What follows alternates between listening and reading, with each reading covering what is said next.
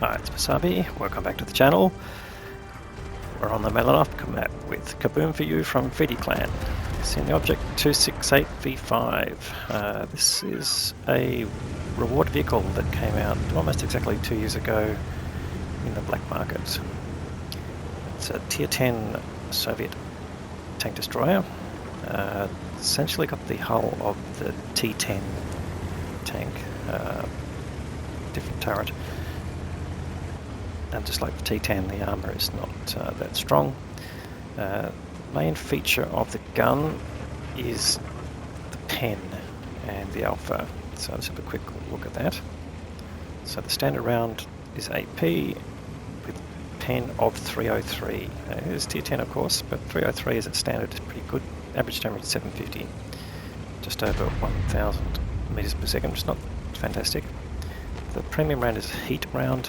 It goes up to 395, so comparable to the Object 268V4, but you can see the shell velocity drops off substantially. In any case, that certainly gives it enough pen to deal with just about any tank in the game. I think the highest pen tank at the moment is it's still the Jagdpanzer E100. I think it's 420 pen, it's something ridiculous. But this certainly dwarfs a lot of tanks in the game, and of course, large caliber gun. So you can overmatch quite a bit of armour there. Alright, armour on the roofs and light-skinned vehicles, of course, is what I meant there. Alright, now, equipment-wise, it's got rammer, vents and the aiming device, just to improve the gun handling, I would say. It's running a directive for gun handling as well. The common setup might include turbo because it isn't a very fast TD as well. You can see he's been left behind by the tanks going onto the hill. But essentially what he's doing is it's creating a bit of a nest there that he can retreat to, so depending on how the enemy's going, and here they're coming over the top of the hill, no one's sort of gone right to the top. And first shot in, rolls almost exactly, evens 752, 2 hit points above the average, so that's a good start. This gets spotted there, of course. Camo is actually better than the 268V4, but it's important, I guess. But certainly you want to protect yourself. It's just pulling back here just to see if you can get some more shots without getting exposed completely. And here, look, let's see, he's going to go for the Hurry, and just a very small target there, and he manages to hit it. So getting another 747. So you can see you can rack up the damage quite quickly. Now he's running a tank destroy mission. Let's have a quick look at the parameters of that. So he's running TD5, so he's got to destroy 3 vehicles from at least 300 meters and do 4,000 hit points of damage to get honours. Now he's not got any kills so far, but he's certainly going to rack up the damage part fairly quickly, this gun. And luckily, since he's pulled back, he's not getting spotted, so should get the Centurion 7-1 with this one. And there you go, so first kill. So shouldn't have too much trouble if the enemy keep advancing like this. The M4 there, just lining him up.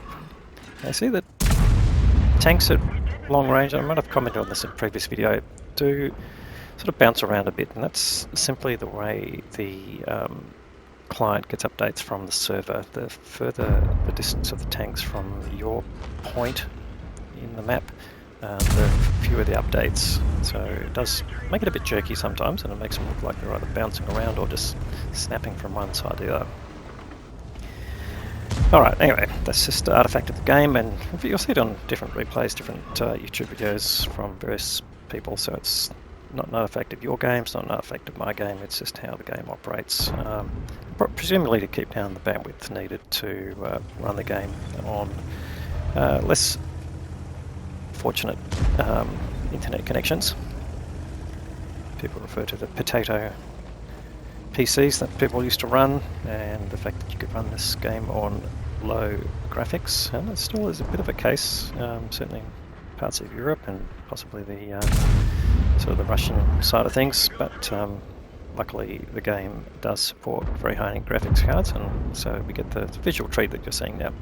Alright, so here is punishing tanks coming down the hill, sort of pretty standard for this part of the map and how this game types plays out, but look, he's just failing to pen at the moment. That's a bit unfortunate. Now,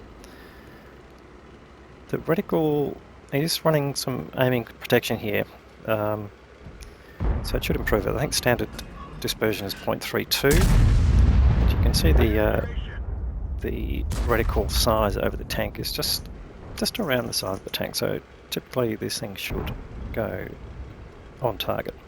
Alright, so managed to penetrate that time, got a nice high roll as well. Could get a kill on the M4. No, unfortunately, didn't penetrate. That's just sad there, particularly with the heat rounds there, not cheap either. Alright, anyway, it's going after some damage here. Now the M4 goes away, so that's not going to get a kill for him. Still looking for, oh, Guerrilla 15 just caught the top of it, must be behind a rock over there. But, the enemy just basically closed his team down into a small part of the map. Okay, so tier 9 tank destroyed. What am I talking about? The 705.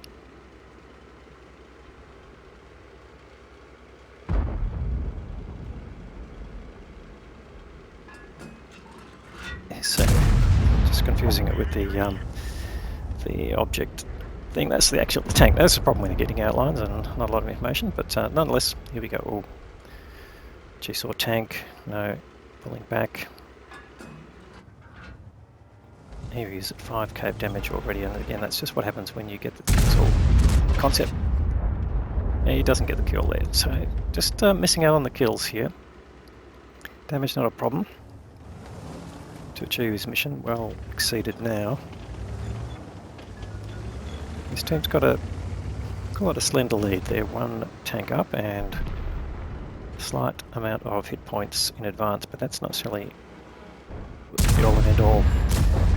Just snaps a shot towards that Guerrilla 15 and lights him up as well, so it's going to earn a little bit more there. Another 400 odd of damage from the fire, so that brings up 6k of damage. With this tank, it's possible to get onto the 10k side of things, just with the Alpha. Alright, goes after the M6Y there, but how much hit points are left? There's only 5,000 hit points left in the enemy. He's going to have to get most of it to get to a 10k target, but we'll keep an eye on this side of it as well. Right, 705A, if he comes into view. Problem is, if he comes into view for Kaboom, then it's a good chance that he'll come into view for just about everyone, which is a bit unfortunate. So how's he going to get his kills? Answer, advance. Now he's still got all his hit points, get 2,000 hit points, which is not to be sneezed at. Pretty useful even at tier 10. And if I didn't mention, Kaboom is from Fiddy Clan, so it's good to see some content from Fiddy, a bit of a dormant clan these days, but players are still active. Right, team's pushing, so he needs to basically find some targets here. Not take too much damage himself. Or again, 6 minutes to go, he can use some of his hit points to get some value. It's a blind shot in there. He knows the Cobra was down there, but it's just a random bush at this point. Nothing indicating on the map that's exactly where the Cobra was, but he hasn't been spotted for a little while. He certainly didn't get spotted while he fired too. That's interesting. That could mean that the Guerrilla and the Cobra have pulled back to a more defensive position. And he's firing his standard rounds here, just to not waste any credits. But again, not getting spotted on firing, so that's a bit telling that particularly medium tanks aren't down there. And if the Guerrilla 15 was down there with Binocs up, then might have spotted him as well, but clearly no spotting going on. Alright, so you can see performance up a slope without a turbo, pretty dire, just on 18Ks.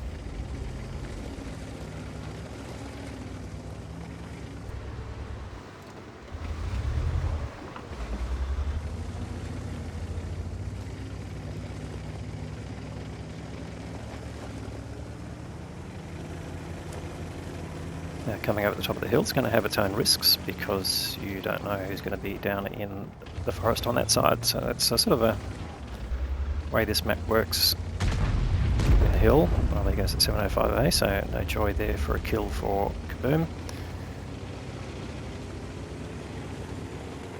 But there's still plenty of tanks to kill. I'm not sure where that was supposed to go, but they say if you don't take the shot, you don't get the damage.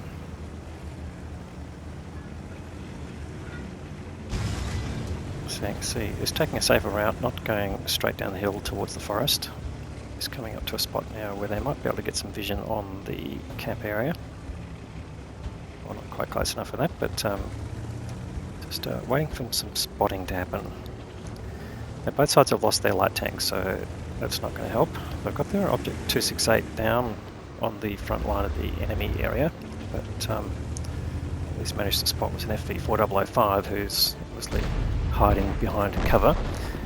Alright, they lose their E100 to the Ho-Ri 1.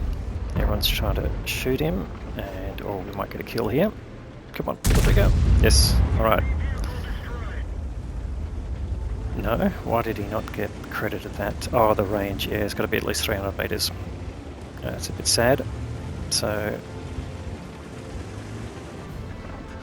not many tanks left. We might still get it. Oh, a pattern tank.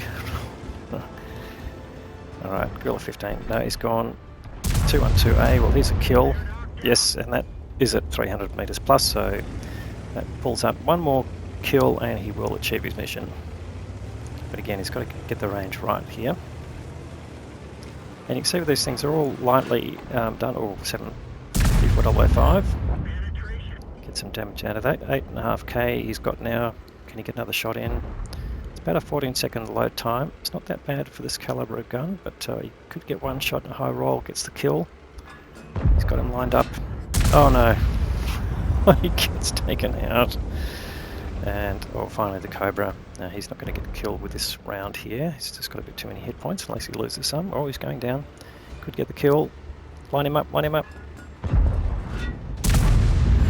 Oh, leaves him on. Oh no, he gets the kill. Fantastic. Sets the fire, gets the kill. That gets his target. He has achieved the mission. Well done, Kaboom. Alright, we can see he's got Union 8 as well, completed with honours, as well as the TD5 mission.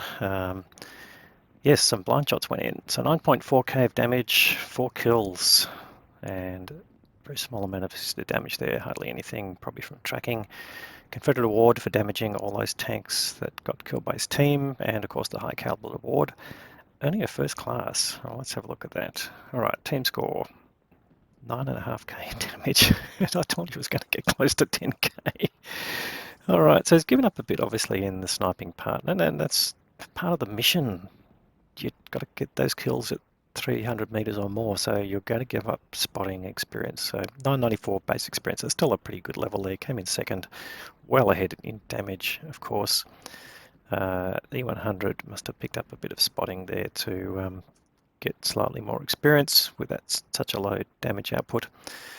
And the Object 268 went down the other end of the map and pulled out 4.8k damage himself, so great result there. And on the enemy side, the M6Y, again, not a lot of damage, must have picked up some spotting.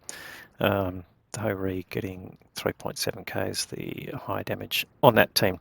Anyway, let's have a look at the economics of this tank. I mean, it's considered a reward tank, but not necessarily a premium, so can it earn lots of credits? Well, he's done 9.5k of damage and he's only earned 94,000 out of the game itself as input. Spent 126k on ammunition, and that's left him a negative 31k, so yeah, not a great credit earner. But let's look at the breakdown there. 24 shots fired, 17 hits, some blind shots in there, probably count about 3 or 4, so some of those must have hit maybe, but not all of them. 13 penetration, so that's disappointing. Could have got slightly better, or potentially, but was shooting different tanks. But nonetheless, top result there for Kaboom in that vehicle. Not an easy tank to play, that's for sure. Yeah, when I had it for the initial reviews, etc., it was a bit up and down, the experience of that tank. Anyway, great result there from Kaboom. I hope you enjoyed the video. If you did, give it a thumbs up, please. If you haven't subscribed to the channel yet, that's an option for you. If you're going to give it any negative score, that's okay, but please leave a comment, and leave a comment even if you don't. I mean, we're getting some comments recently, which is always good, and any feedback on the quality as well. Hopefully the voice is a bit better to get on this particular video, but we'll test it before we put it out as well. Anyway, thanks for watching. We'll have more great content to follow.